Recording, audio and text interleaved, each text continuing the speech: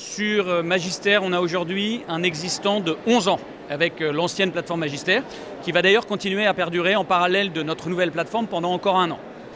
Pourquoi fallait-il changer? Cette ancienne plateforme Magister devenait ergonomiquement à revoir.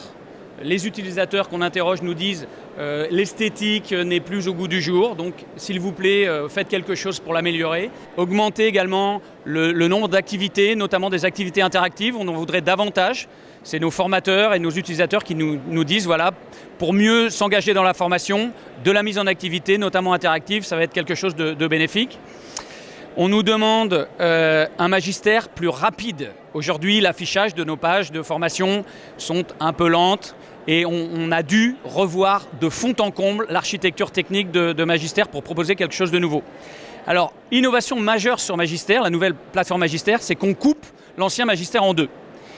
Sur la nouvelle plateforme vont se jouer les formations. Les participants s'inscrivent. Les participants sont accompagnés par des formateurs en académie. C'est l'usage le plus courant de Magister. À 70%, Magister s'est utilisé sous forme hybride dans les écoles académiques de la formation continue sur les territoires. Un formateur qui a ses 20 enseignants inscrits avec lui et qui les forme de manière hybride en alternant présentiel et distanciel. Distanciel synchrone ou asynchrone. L'innovation majeure dont je parlais tout à l'heure, d'avoir coupé l'ancienne plateforme Magister en deux, c'est parce que toute la partie conception et production de la formation la déporte dans une nouvelle plateforme qui s'appelle le réseau des concepteurs. C'est beaucoup plus simple, beaucoup plus clair, beaucoup plus efficace pour les concepteurs de changer de plateforme et d'avoir une plateforme différente sur laquelle on va pouvoir travailler en équipe et en collaboration avec de nouveaux outils pour aider la conception et la scénarisation de formation. Maintenant, si on bascule dans Magister, nouvelle plateforme à proprement parler, on nous a demandé de nouvelles activités interactives, on en a rajouté pléthore, notamment nuage de mots, notamment quiz interactif, voilà, tout un tas de choses qui vont permettre la mise en activité de participants. J'interviens sur la dernière activité majeure nouvelle sur la plateforme Magister, ce qu'on appelle l'activité module. Cette activité module va nous permettre en un clic de raccrocher des parcours de formation existants qui sont au catalogue en libre accès. C'est-à-dire un formateur va pouvoir à la carte créer son parcours de formation, penser ses formations présentielles et quand il va vouloir mettre en activité un participant à distance, intégrer une formation d'1 heure au catalogue libre accès, puis un peu plus tard, parce que ça sera pertinent, intégrer un autre module du libre accès. Et donc on va pouvoir composer comme ça, en un seul parcours, toute une formation pensée, scénarisée, en s'appuyant déjà sur le catalogue en libre accès. Pas besoin de grosses manipulations techniques comme c'est le cas aujourd'hui sur l'ancienne plateforme Magister.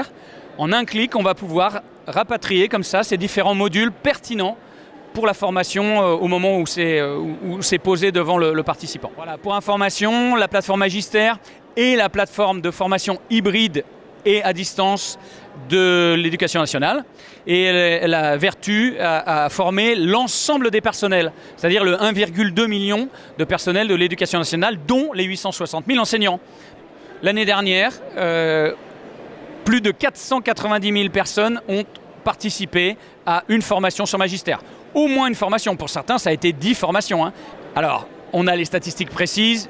47% des enseignants du second degré, 37% des enseignants du premier degré ont participé à une formation sur Magister. Voilà, quelques chiffres.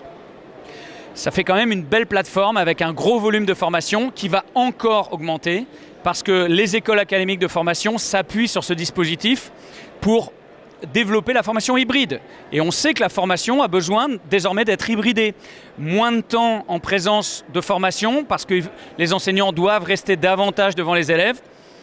Et donc, l'idée d'utiliser un outil comme le dispositif Magister permet de mettre en présence les enseignants et les personnels là où c'est pertinent. Et tout ce qu'on peut faire à distance de moins sensible, où on a moins besoin d'être ensemble en présentiel, on peut le reporter sur une plateforme comme notre Moodle qui est Magister. Voilà. Ça va permettre d'optimiser la formation.